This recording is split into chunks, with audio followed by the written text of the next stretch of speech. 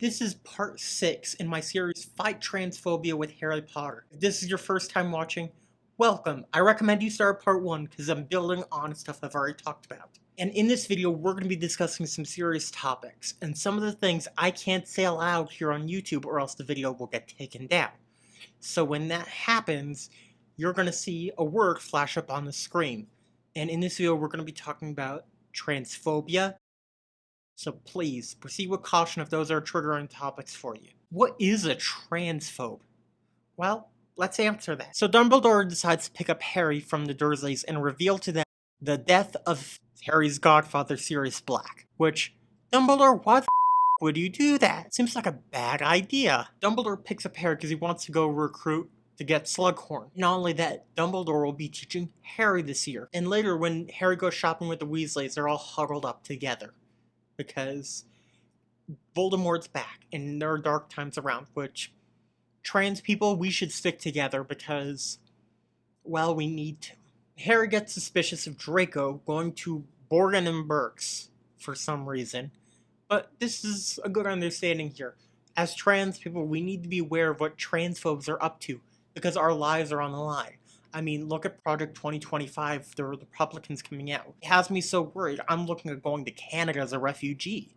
So Snape becomes the new professor for Defense Against Dark Arts, and Slughorn returns to his position as Potions Master. Now, how do I describe Slughorn?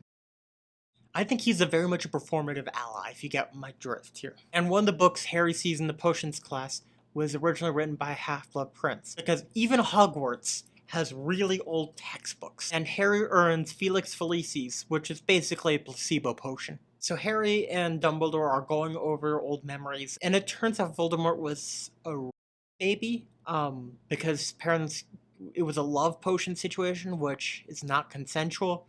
Voldemort's a baby, and this was a book promoted to children. She Who Must Not Name has a lot of problems, but this is one of them. Why introduce her into a book that children are going to be reading? Not only that, it implies people who are children are inherently evil, which I think is a bad assumption to make. But also sort of like, is this a pro-choice message? I don't know. Should Voldemort have been aborted?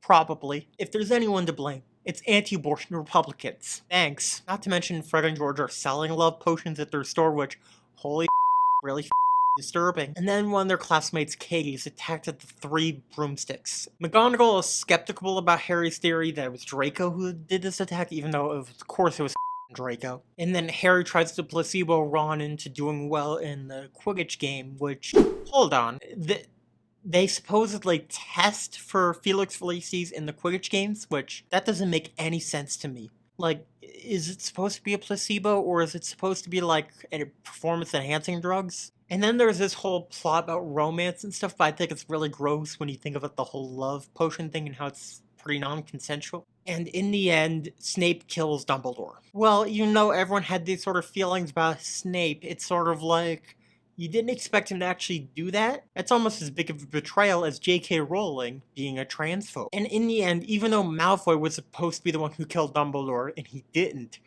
that's still a problem. He's still contributing to the act in the end. Even if you don't want to support bigotry as extremes, supporting it in any way is a form of support. Even when there's debate about trans people, even in sports, a lot of times it is dehumanizing language that invalidates who we are as people.